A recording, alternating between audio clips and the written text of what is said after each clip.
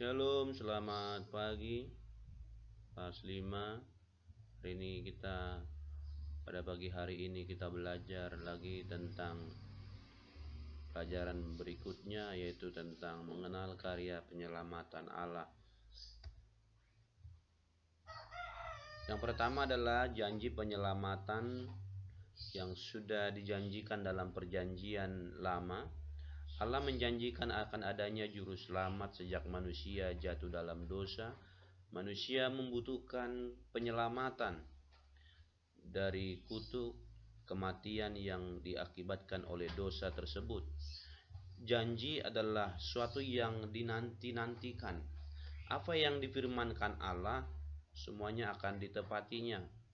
Keselamatan yang dijanjikan ada dalam karya Tuhan Yesus Kristus.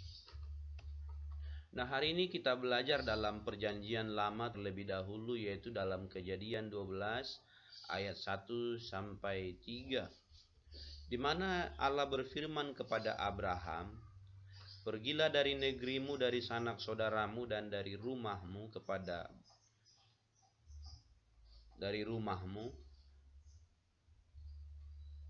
bapakmu ini ke negeri yang akan kutunjukkan kepadamu.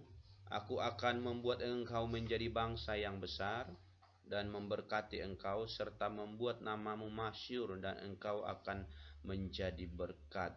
Ayat 3 berkata, "Aku akan memberkati orang-orang yang memberkati engkau dan mengutuk orang-orang yang mengutuk engkau. Dan olehmu semua kaum di muka bumi akan mendapat berkat." Ini dalam Kejadian 12 ayat 1 sampai 3 ini adalah menceritakan bagaimana Allah memberikan keselamatan pada kehidupan Abraham, pembelaan dan pertolongan.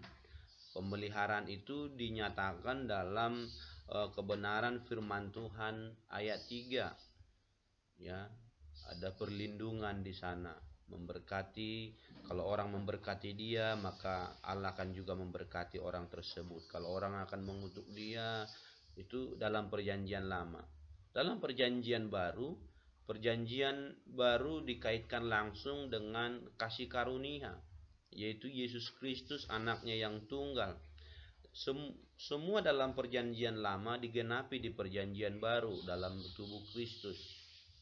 Perjanjian lama membawa korban, tetapi dalam perjanjian baru Yesus sendiri yang menjadi korban.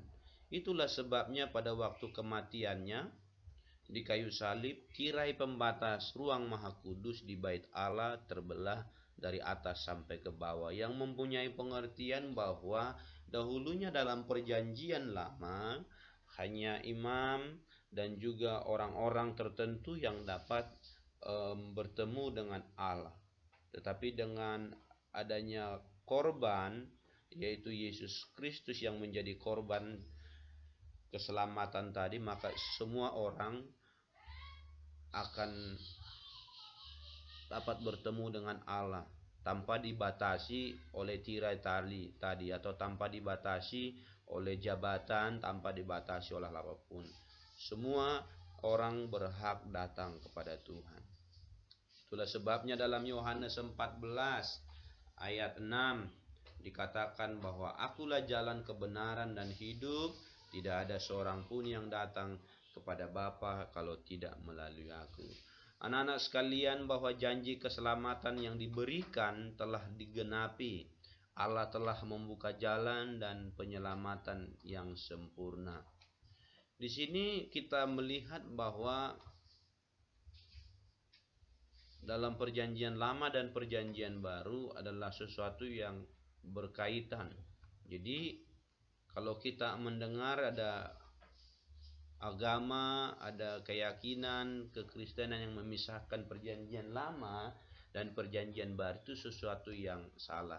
Tetapi yang benar adalah perjanjian lama adalah dinubuatkan, perjanjian baru adalah penggenapan firman Tuhan. Dan itu terbukti bahwa firman Tuhan digenapi dalam perjanjian baru, mulai dari kelahiran sampai datangnya Sang Juru Selamat. Ini yang menjadi pelajaran hari ini, silakan diringkas, silakan dibuat catatan masing-masing.